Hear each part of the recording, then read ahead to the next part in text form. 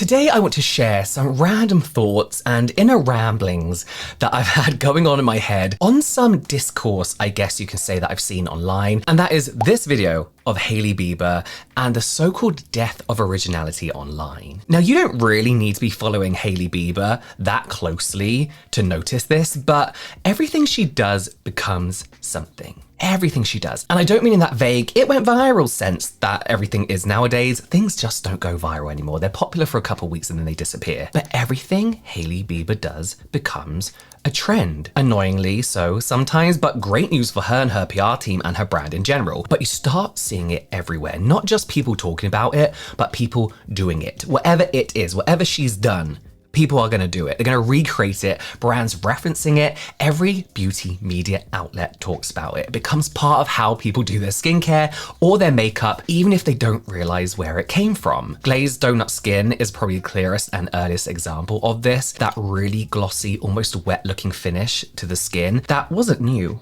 Like, makeup artists have been doing this for years. Skincare brands have been trying to recreate this look for decades, and it's a Western rebranding of Korean glass skin. But the second Hailey Bieber put a name to it and showed it in a very specific way, maybe to people who weren't exposed to the skincare world before, suddenly it felt like something everybody needed to try. And then you get the smaller things, like the nails, the lip combinations, the way she layers products. It's never just the product itself, it's always the way it's shown. But more recently, that video where she's combing a face mask through her skin has hit a few nerves in a really interesting way. This is one of those things where you watch it and you kind of pause for a second because you're like, why? Like, what?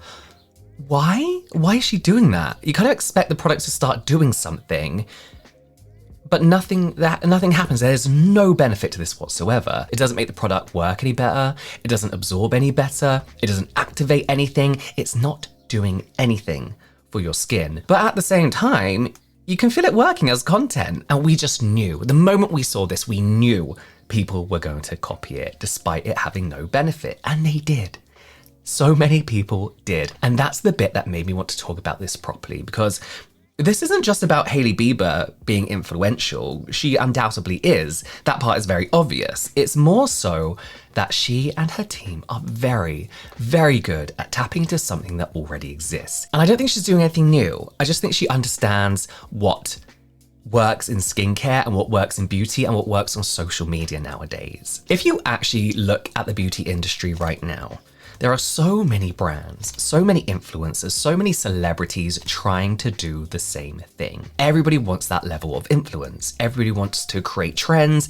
Everybody wants that moment where something they do becomes the thing people want to copy. I think we see this with skincare influencers trying to coin terms for skincare application techniques. And honestly, most of them can't do it. Even people with the bigger audiences, even people with like more established beauty credibility, even these huge brands with genuinely more innovative products, they don't get that same reaction that Hailey Bieber does. So it can't just be a popularity thing. There's something a little more, I guess, specific going on, something a bit deeper than a viral video. So let's have a little look at Hailey Bieber's content. If you go back and actually watch her content, not just scroll past it, but properly look at it, everything is controlled in a way that doesn't feel forced. And it's kind of hard to explain because everything looks natural.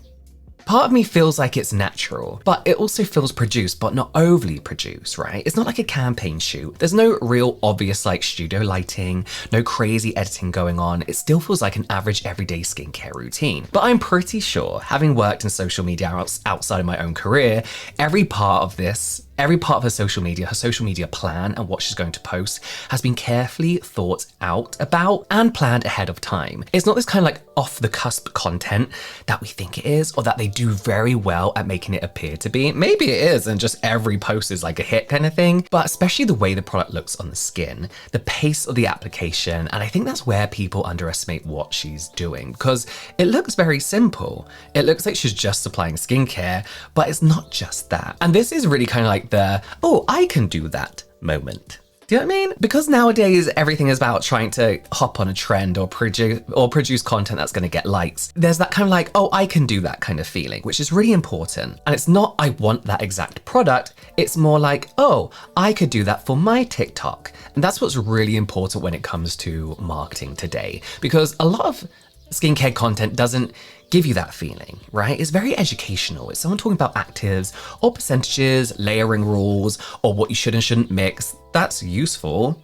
Like, that's interesting, but it's not something you immediately go and recreate. It's a lot of information that you might not need at the time, but it's important, but it's not exactly like fun or like entertaining, you know? You don't watch a detailed video of like retinoids and think, I'm gonna film that for myself. But if you see someone applying that glossy serum, that they tap it in, a lip product, dotting skincare all over the face, it looks really clean and simple, but has this instant payoff. I don't like it, but it's something that people like to copy because it's visually pleasing, let's be honest. Annoying, but visually pleasing. And there's no learning curve here really, like they may be using the product wrong, they're not learning about the product, but they're learning how to create content. And I think that's a huge part of why Hailey Bieber's content spreads the way it does. But I don't always think that's a good thing. There's also something slightly strange happening with this too. And I haven't seen people mentioning this really, because when everyone can copy the same person almost instantly, what actually makes someone that it girl, right? And I'm saying this because that is what Hailey Bieber is. She's like a modern day it girl, and that's what people want to be. But what makes someone that now? Like genuinely, if the whole idea used to feel quite specific, right? It was someone with a very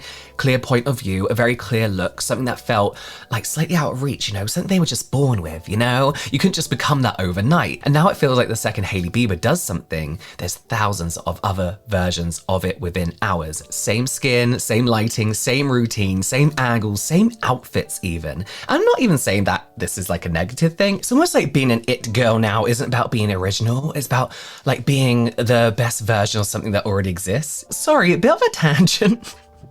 I did warn you, it's like rambling thoughts. Coming back to the mask video, because it's a perfect example of what I've been trying to discuss. There's no education right in that video, like I said, no real product education. There's no explanation and 100% no benefit to using the product like that. It's just visuals, pure visuals, unless they're gonna start selling a comb. They could do, or they started selling that phone case thing, they could do. And if you think about it, that's a pretty bold thing to do, to post when you have a skincare brand that you want people to take seriously, because you would expect everything to be about effectiveness, like what the product can actually do. But Hailey Bieber isn't trying to prove the product works in that moment. She's creating something people want to engage with. I think people underestimate how on purposeful, how intentional that is, because it'll be very easy to look at that and think it's random or pointless or just a bit of fun. But it works perfectly with how people use TikTok and online short content as a whole nowadays. You see something slightly different and it's a little bit satisfying, right? Visually satisfying. More importantly, as I said, so easy to recreate. And people want to try it, and that's all it needs to be. And this is where TikTok really does come into it, because I don't think this would work the same without TikTok, or at least not on this scale, because TikTok has completely changed how trends work. Not just social media trends, but the way brands are creating products. Nothing is original anymore. I think this is where it comes into it. It's not about originality anymore, not in the way that like we used to think about it, or the way we used to crave from people and brands. I mean, we like to think in general that TikTok or social media rewards originality, new concepts, whatever. But I think one of the biggest things on TikToks is trends, sounds, right? What people can repeat, what people can do their version of. When you actually look at what platforms what does well, what gets the good views, it's usually not something completely new. It might be something a little bit different, but it's a different version of something familiar. Does that make sense? Do you know what I mean? Something you recognize, right? But you can still engage with. Something that doesn't feel too out there. And that's why like sounds get reused, formats get reused. There's a lot of copying that wouldn't fly on other platforms. But on TikTok, content turns into trends that everybody wants to take part in and is encouraged to take part in, especially if you're an influencer and you want to get views. And skincare has followed that exact same pattern. Not just taking part in TikTok trends and the content, but the products the brands are pushing out. You don't need to invent something completely new. You just need to present something in a way that fits what people already understand and already have, and also something that is visually eye-catching. I think what's really changed is that people don't just want to watch anymore. They want to participate, and participation doesn't work with things that are complicated or ideas that don't have a visual appeal. And it works with simple, repeatable actions, using a product in a slightly different way. A lot of what we see nowadays is a product that is actually really simple when you look at the ingredient list, like nothing too innovative, but very technical when it comes to its application. We're talking about products that look a certain way, you know, those masks that look like mochi, that spread, you know, doing that with a snail mucin, dotting all the product on your face, as I mentioned, or make products and brands go viral. I call it the Medicube effect of like everybody's copying Medicube. But that is why everything Hailey Bieber does, and Rogue does, I should say, lands so well and spreads the way it does, because it's not just visually appealing, it's repeatable and actionable, as I keep saying. And again, that's where skincare has shifted, right? In a way that people don't really talk about properly, I feel. It hasn't become fake. It's become exhausting, let's say, but it's become performative. Skincare used to be, I feel like before the huge rise of the skinfluencer, like there weren't many of us, but it used to be like a private take care of yourself moment for you. You know, you do your routine, maybe follow advice from a magazine or like a dermatologist at the time, maybe experiment a little bit, but it wasn't something you thought about showing and showing off and how it looks visually. Now it's something you film, not just film, but you think about how it looks, how the product moves, how your skin looks in certain lighting, how it's gonna look out in the real world, what that routine looks like as a whole. There's this kind of weird awareness about it that didn't exist before. People don't just want their products to work and give you the results they say. They want their products to like perform, skin-tertainment. I think Susan Yara coined that phrase, I'm not sure. And I think that's changed what gets attention, because the things that look good on camera naturally get prioritized by the algorithm, wherever you are. And the slightly frustrating part of that actually is that we kind of think as a whole, the collective we, that these new eye-catching products are innovative. And don't get me wrong, like they're fun. They're innovative in a visual way, but they aren't evolving what we already have. It's like they're just finding new ways of presenting what we already have. But innovation hasn't stopped. There are brands doing really interesting things behind the scenes. Delivery systems have improved a lot, encapsulation, slow release ingredients, things that make actives more stable, less irritating, packaging innovations that make using a product easier, keeps our products the best they can be. You know, it's always evolving to give us better experiences, but it's not very exciting to look at.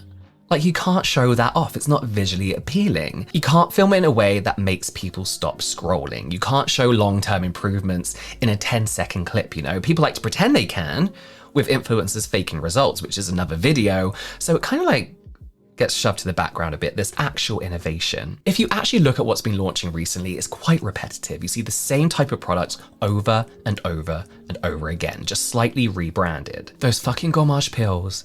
You know, the Dr. Malaxin one that went viral, which is just carbomer balling up on your skin, then exfoliating, but people are saying it's dead skin. Once Dr. Malaxin went viral, every other brand started launching their own. Not because it's new or innovative, gommage pills have been around for over a decade, but it works on TikTok. Capsule creams, the little ball suspended in another moisturizer. It's not doing anything. It's not keeping the ingredients more potent or anything like that. It's just visually appealing. I actually do like those moisturizers. Lip plumpers, another pretty old school product that is gaining popularity. Again, it cycles purely for visual payoff. That instant glossy, slightly swollen look. Even milky toners, jelly textures, thick mask-like cleansers, anything that stretches or melts or changes in a visible way, they all have one thing in common, and that is that you can see them working, or at least it looks like they're working. And that's what brands want to do. Every single brand is doing it, and I feel like we haven't seen an original product for such a long time. So much so that very basic looking products kind of look new and exciting. But this is where I think Hailey Bieber's approach is slightly different, because her products themselves aren't really built around those kinds of visual tricks. They're actually decent, you know, they do what they're supposed to do. They do slightly predate this era of skincare TikTok, but she still manages to create that same level of interest just through how they're being shown, which is probably why it feels a bit more, I guess, like controlled. She doesn't need to be as dramatic as these other brands are. She just needs something interesting enough that people want to copy it over and over and over and over. And she needs her name to be trending, which it always does. Not in like, oh, look at me, wait. It's just business. It's good for her brand. Slightly going off as well. I told you, it's random. It's very random to say. I want to talk about Alex Earle. The reaction to Alex Earle's skincare line. Honestly, I wasn't really sure who she was until a week ago or so, but I actually find it quite interesting. I think her products are very good. And I'm only bringing her up because for some reason, her brand is being compared to Rhode. And I kind of get it. They look similar in minimalism, like the modern type of visuals. Beyond that, I don't really understand why, because her brand makes sense to me. Bear in mind, I sit on this channel every week and call out brands and celebrity brands and influencer brands, but it's based on her experience with acne. It's aimed at people who are dealing with similar issues. It's quite well thought out, and there's nothing really wrong with it. But people are kind of comparing it to Rhode, but I really don't think they are trying to copy Rhode, because it didn't quite create that same level of excitement or same kind of like reaction, you know? There is some slight controversy around the brand, but I would say it's more of a misunderstanding, right? People thought Alex Earle was suggesting that these products, or these type of products more so, are what improved her skin, even though she admits she was on Accutane for most of her acne journey, but she's documented it very well. She's been very open about her journey when she was and wasn't on medication. So it's not meant to be a replacement acne medication, it's meant to support. But as I said, it didn't create that same level of excitement. And I think it's because it doesn't create those same like Hailey Bieber moments, you know, Rhode moments. It's not built on something you can instantly copy. It's built around something you use consistently. So the attention wasn't on how actually pretty decent these products were or how pretty serious they are. It was more about, oh my God, Alex Earle is lying. Another celebrity brand, another influencer brand, which is not the reaction Rhode got. And Alex Earle has launched in a time when skincare is performative. Her one takes time to see results, and those two things just perform so differently now. But it makes this brand, to me, a breath of fresh air in what has become a very performative skincare world. Just thought I'd throw that in on the idea of like nothing's original anymore. Like I said, this is a pretty, not basic, but good, decent skincare line. And to me, this looks original in a skincare space that's full of the same shit over and over and over. And this is where I actually think Hailey Bieber's very good at what she does. I sit on this channel, I'm pretty neutral when it comes to talking about brands. I say bad things about Rhode, I say good things about Rhode. No, but her products are decent. They aren't extreme. They're not trying to be the most visually shocking. They're not relying on gimmicks in the formula, but that means she needs to create these viral moments around them. So the product can still function as normal skincare, but the way it's shown makes it feel like something much bigger. She needs to create this skin-tertainment whilst her products do the job they need to do. And I think that's clever. I think that's good. What has this got to do with originality being dead? I don't know. I think I went on many tangents. I just don't think originality exists anymore. I don't think it's completely disappeared, but I do think it's been pushed slightly to the side. But I just don't think people crave it as much as they used to. Not because it's something we've intentionally done, but it's just not how things work now. The things that spread the fastest tends to be the ones that people understand immediately. That short attention span, a lot of people don't want to look too closely into things. That's why people like videos that don't need explaining, the ones you can watch once and then go and try yourself without thinking too much about it if you are a creator yourself. And that's kind of become the standard. So you naturally start to see the same kind of ideas repeating because they're the easiest ones to pick up and pass on. And I think that's why someone like Hailey Bieber feels so influential. It's not necessarily that she's constantly creating something completely new or she's anything special, not in a horrible way, but a lot of celebrities are like her. But it's because she knows how to present something in a way that fits perfectly into how people use social media now. She is a great businesswoman. You can see it, understand it, and imagine yourself doing it almost instantly. And once something reaches that point, it doesn't really stay as content. It turns into like a behavior, you know, I guess you can say. People start recreating it and then it spreads, and that feels way bigger than the original idea. And it does make you look at all of this a tiny bit differently. It's not about something being innovative or the most original anymore. It's all about the algorithm that it fits into. So I don't think the question really is why everything Hailey Bieber does goes viral. I think it's more why this is what works now and why this is what we keep choosing to engage with. Like, why? Next year, it'll probably be something different. I don't know. What do you think? Did I make sense today? As I said, random ramblings. Let me know in the comments down below, and hopefully I'll see you next time. I don't even know if that video made sense.